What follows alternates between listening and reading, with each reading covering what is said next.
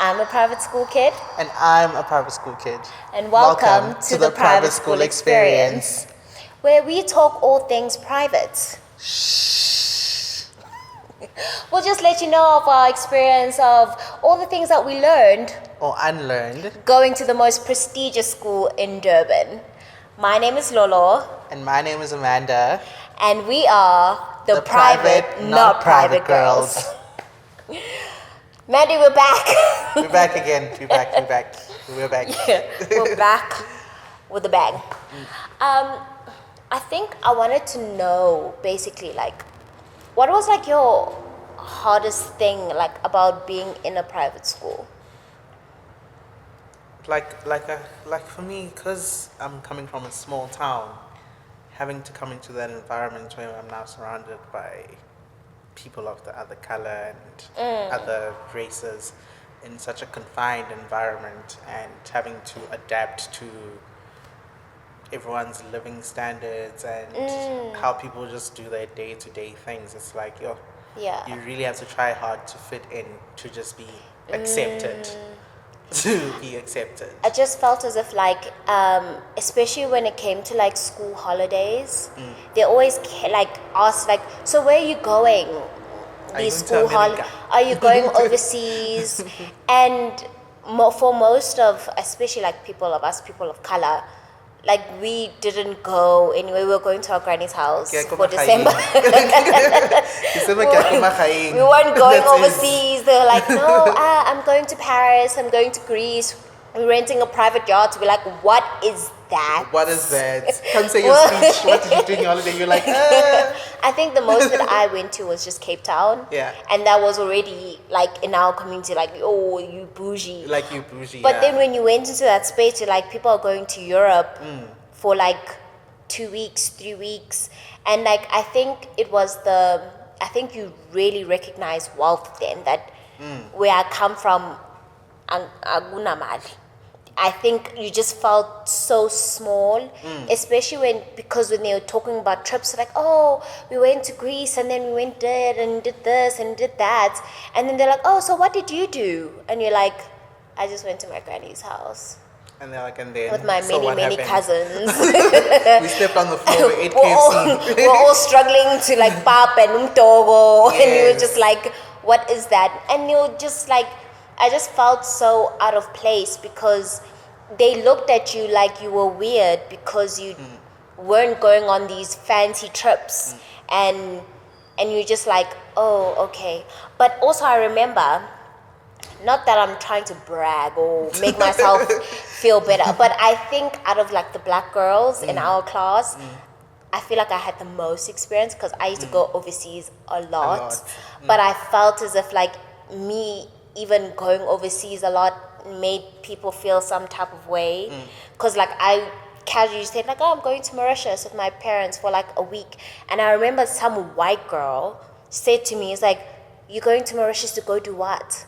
I was like, what do you mean going to Mauritius? Holiday. I was like, are you going to ask another white person what they're going to go do at Mauritius? Why are you asking me what am I going to go do at Mauritius? Like, I'm going on holiday. Like, you would go to Mauritius to go on holiday. Why would I go to Mauritius for any other reason? Why can't I? And then they're like, oh, for like a week? And I was like, yes. It's like, wow, that's so expensive. I'm like, what are you trying to say? Yeah. That's what I'm trying to say. Like, they're microaggressions. Like, they always made it feel as if, like, even if you had accomplished something, they always try to, like, dim it. Yes. Some of our parents work harder. Please, work harder. Yes.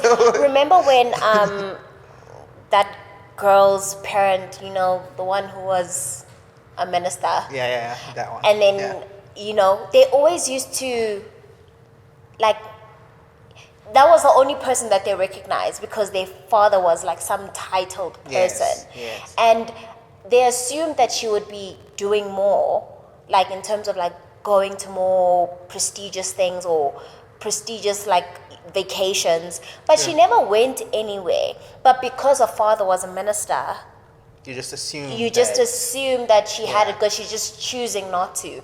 But when they looked at us, they'll be like, who are these people? And I went to London for a choir tour. I went to Cape Town for a soccer tour. I was constantly going on these school tours, but And It's we'll like talk about that soccer tour because yes. it got me into trouble. Did it? Oh yeah. Yes, I remember. because it got me into trouble. But okay. I remember they're like Yeah. paper trail. Yes. Okay, it's fine. It's fine. But I just felt as if like they didn't expect it from us because our parents weren't at the high level of that other black girl. So the only black girl they knew that like was almost close to their standard was because her father was a minister. But because my father was like an RDP housing person, like, and I didn't tell what my father did, but they wanted to know what your fathers did. And did you notice most of the moms in the school, they were very, not male-centered, but most of them were housewives. Housewives, yeah. So In Range Rovers. Yes. In Range Rovers. Range The Rover. same Range Rover. Like millionaire husband, bratty kids is like basically the recipe of Stay like in the a same private area, school. go do the same things. Exactly. They wear the same, they dress the same, they talk the same. And I felt as if like with white people it was more like a uniformity.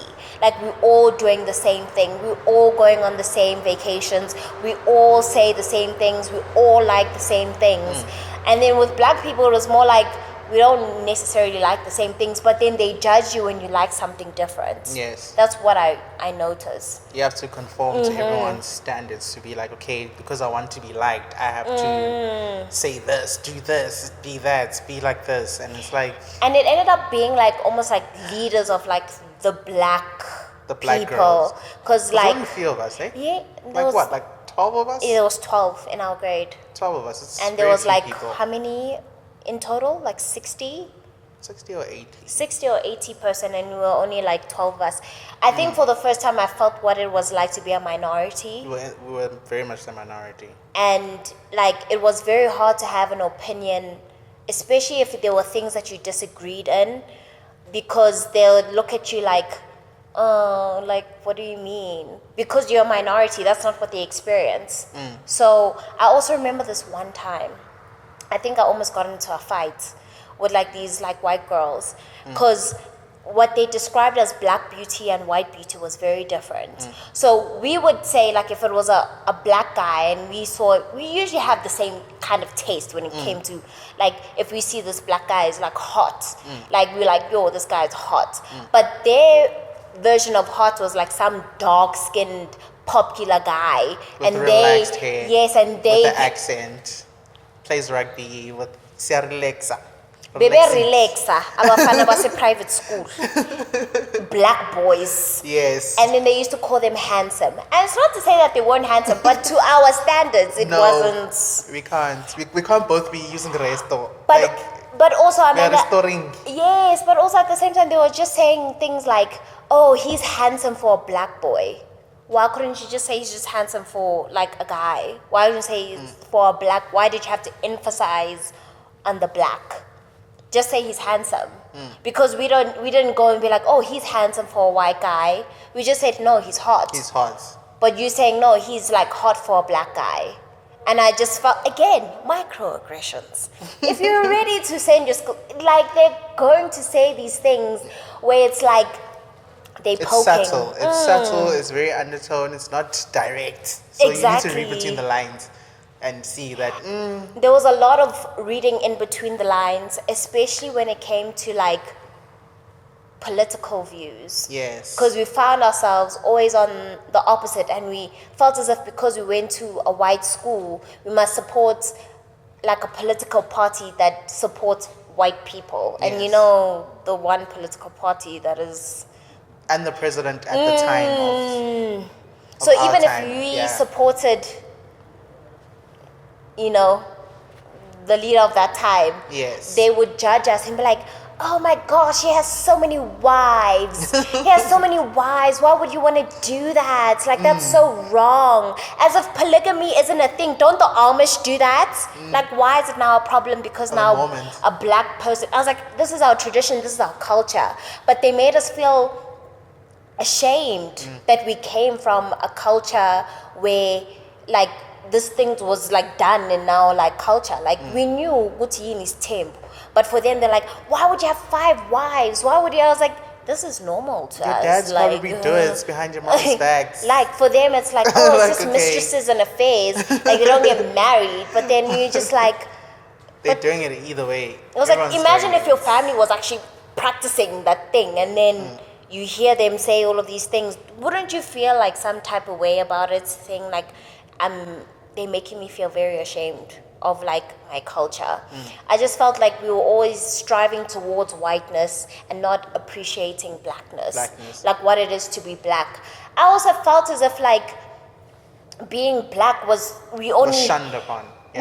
Not shunned upon, but it was more like, why? Why do you want to be black? Why do you want to celebrate your black? Whereas they saw entertainment in your black. So they saw it as a joke. They didn't see it as, oh, you're proud to be black.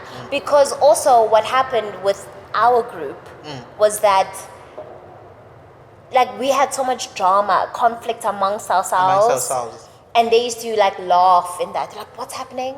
What's happening? But that's what's happening now with society anyways. I feel like us as people of color are so conflicted with each other. We don't know how to work together. Yeah. Everyone is trying to get one up on the other person. Exactly. And they look at us like, look at these people. They look at us like we're clowns. Like we're clowns. And I feel like sometimes we feed into that. And it starts young. It starts from a young feed age.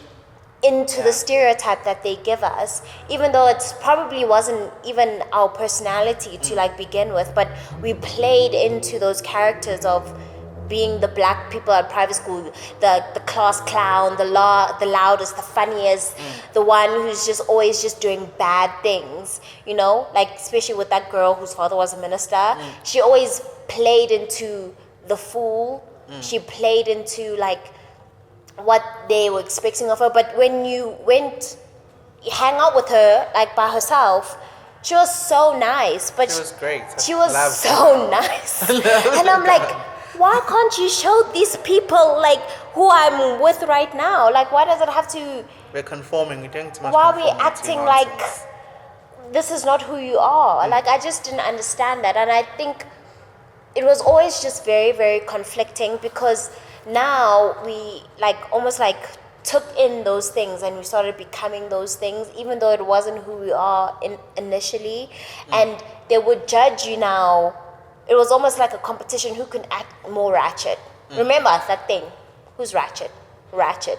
And I was part of the list. And you were like number one I was on the like ratchet list. Number one on the list. You were number one on the Like- ratchet list. They were like, oh, don't be like Amanda. Amanda's so ratch. Yes. Amanda's so ratch. Yes. It was a name for like 2 And I years. used to judge you guys so much. Like, you guys are like, oh, I don't know how to speak Zulu. And I'm like, really, guys? And it was a problem. And it was a problem. It was a problem. And I think you guys were doing it to just conform to, yeah, we are so white, we can't even speak Zulu. And I'm like, but what is up with these girls? Like, honestly, you can't tell me. But also, man, we actually just couldn't speak Zulu. Like, in your whole family, your whole upbringing, guys, you don't speak Zulu. At home, like, you know. It's strange, but bebengibiza umlungu omnyama, because I couldn't speak. I could understand it, But your mom did. but I couldn't. That's the thing. And Our your dad parents does. spoke Zulu, but Yes. mesifika endlini besikhuluma isingisi. Mesifika endlini besikhuluma isingisi. I only think I learned how to speak my native tongue when I got out of school, because I wasn't so ashamed of it. They made us feel ashamed of So speaking our why language. were you ashamed of it? Because remember in class in school, they'd be like, no, don't speak your mother tongue. So they made us... So that everyone can hear what you're saying. Yes, exactly. It's like, no, why are you speaking your mother tongue? We want to know what you're saying. And I'm like, and I think in that essence, it made us also like not want to speak our mother tongue, because now they're like, we can't speak our mother tongue. Even when it came to hair, Mandy, like, I remember one time I had 3 cornrows on the side. They The called afro. it, exactly. Yeah, the afro. And then they called it too exotic. I was like, what do you mean it's exotic? Like, this is my natural hair. I'm not going there and putting like red braids or whatever. But even also then, that was also a The problem. red braid saga. I remember that saga. And then they're like, no, we have to call a meeting. No, the black girls need to know how to manage their hair. And now we have so many different textures of hair. And most of us... hairstyles, Yes. soft dreads, braids, We afros. couldn't. We All of couldn't. that. No, one time I was wearing my afro and they're like, I can't see. Your afro, I can't see It's there. blocking the It's way." blocking the way. Or they'll be But- like, oh, your hair looks like a cloud. And then they would laugh. And then I feel like so ashamed. They're not saying it like it's a good thing. They're saying it like it's a bad thing. And I felt like And also, you saw how it was more acceptable for the white girls to dye their hair Mm-hmm. from blonde to brown to black. As long as it's blonde, brown, black, it's fine. But if you come back with blonde hair the next day, it's like, why? why are you doing that? You You're not can't do allowed that. to. There's a meeting. I remember someone came with like fox locks and they were red fox locks and they hold a meeting like, no, black girls aren't allowed to do this. And I was like, you had a meeting even for me doing my own cornrows on my own head and you were saying that it was too exotic. Am I not indigenous to this land? She Am took I not them off. from this land? Those I took red them things off the took them next off. day. Yes. And I was like, it wasn't even that deep. You're making it seem, and they were just squiggly lines like this. And they're like, no, it's too exotic. And I was like, wow. And I never did my hair like that again because obviously they'll give you detention. And they always made like, no, your future matters. Like, so what you Do the do right here things. It at matters. school, and if you go into the varsity, It'll reflect on you Exactly. forever and ever and ever. so don't have any like bad merit or bad thingies on your thing because it's gonna distract us. And I was like, why is it distracting you? It's my head. Like it's my hair. Like why are you being distracted by what's going on? It's not even like that deep. But like I said, they always made us feel as if we don't belong. But I think that girl, is it Zuleika? Is it Zuleika, that girl from, was it Pretoria Girls High? Yeah. The one who had the afro and she fought for that. I think after that, only then did all these private schools realize that you can't go around telling people, no, don't wear out your afro out because whatever. It was just crazy. Because then they kept doing it and it's like, but this is me. This is how I look. What am I supposed to do? I know. But I Relax always my hair every day. And that's the thing. Remember when like when black people did like braids, so it's almost straight looking hair. So it's closer black, to super whiteness. black. Yes, closer to whiteness, straight silky hair. But if you wanted to do like an afro or curls, they'll be like, no, it's too much. You Like have to take it soft off. Exactly. How many girls do you know in our school that had to take off their hair because they said that it was too much? And imagine you pay 300 rand to Imagine. get that hairstyle, then they say the next day take it off. Imagine that money. I think that's the one thing that I didn't like. It's that I don't think they were educated enough in trying to know what Accommodate. diversity is. Yeah. Because yes, the Indians, they were there, but they didn't have to deal with anything with like braids or whatever. But with black girls, because there's just a variety of things that we can do, they were just like, yeah. Imagine they're like, why do you have scars on your face? Why do you have scars on your face? And you're like, how do I even explain this to you without you offending me? Because that's what they do. They used to offend. I feel like they used to There's a offend lot of us. offensive things that happen, and you just have to brush them under the carpets. But is it like some of the things are like, It's like, but why saying that? But like, why? I don't like your tone. I don't like it, but I just have to accept it because like I'm in this I'm situation. here now. I'm here now. And I just felt as if like I think they should have done better in that. I felt like, because they used to do all these like collaboration or like try to know our culture, but they weren't trying to really because they still enforced what they expected of us. We were going to a white school. So they expected us to have some kind of Act white, whiteness. behave white, your hair must be white, the food you eat must be white. You can't just come here eating, Yeah. I don't know, morojo or Yeah. whatever, or mautwana or whatever. You can't. Like,